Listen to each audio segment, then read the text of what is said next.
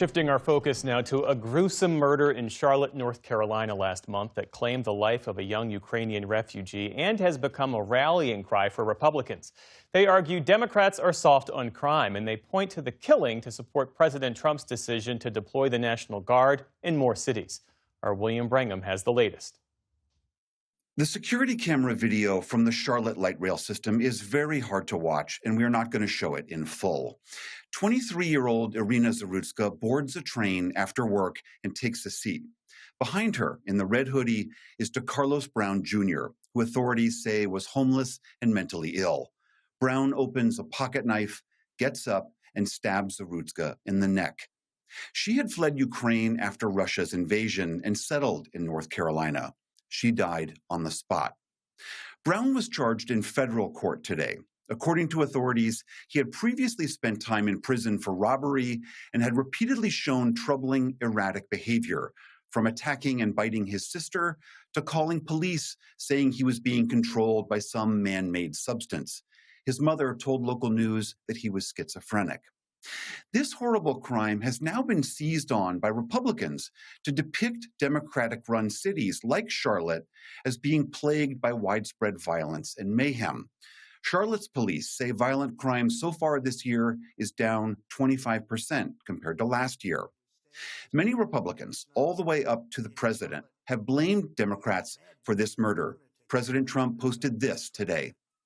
For far too long, Americans have been forced to put up with Democrat-run cities that set loose savage, bloodthirsty criminals to prey on innocent people.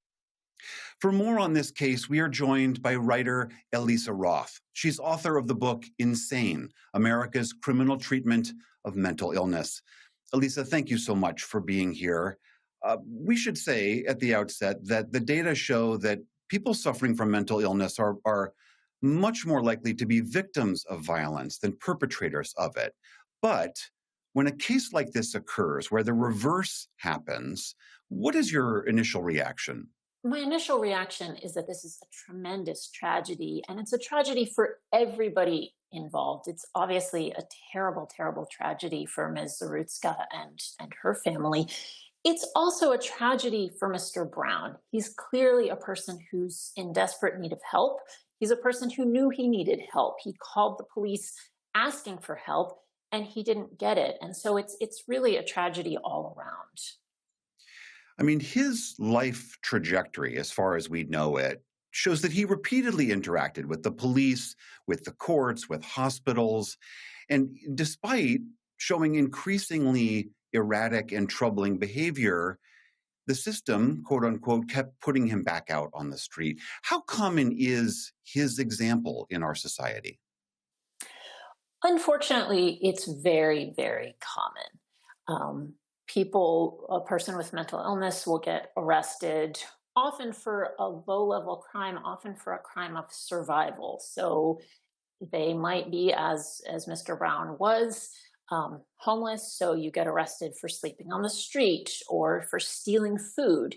They get arrested, they get taken to jail, they may even serve some small amount of jail time, get, if they're lucky, a little bit of mental health care in jail or in prison if things get that far. And then they're released because they've done their time. But we haven't addressed any of the underlying problems, whether that's the mental illness or whether it's the other societal issues of homelessness and not having enough food and all these things. And of course, often all those things go together, complicating it.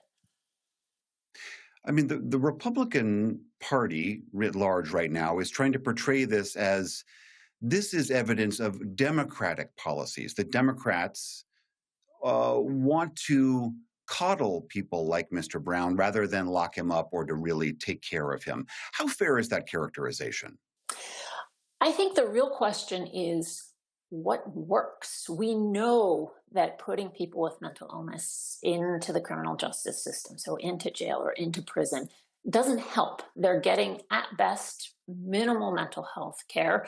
They're often coming out of jail or prison in worse shape than they went in, even. And it's, again, not solving the underlying problem. So I don't think it's even a question of, are we being too nice? we're doing something that's very, very expensive, very, very difficult for everybody involved, and we're not making anything any better.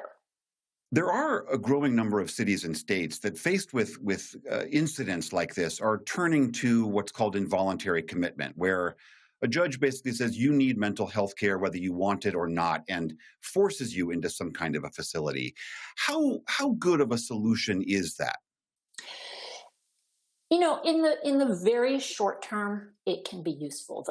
One of the many complicating factors of mental illness is that it is obviously a disease of the brain, which means that sometimes a person with mental illness won't realize they're sick, or they won't realize how sick they are.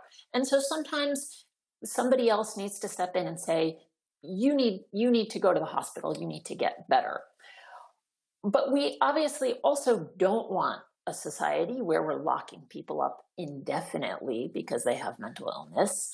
And so there needs to be a larger system, a larger mental health care system that's actually dealing with the underlying problems and that's helping continue that mental health care once the person is released from that involuntary commitment. All right, that is journalist Elisa Roth, author of Insane: America's Criminal Treatment of Mental Illness. Elisa, thank you so much for being here. You're welcome.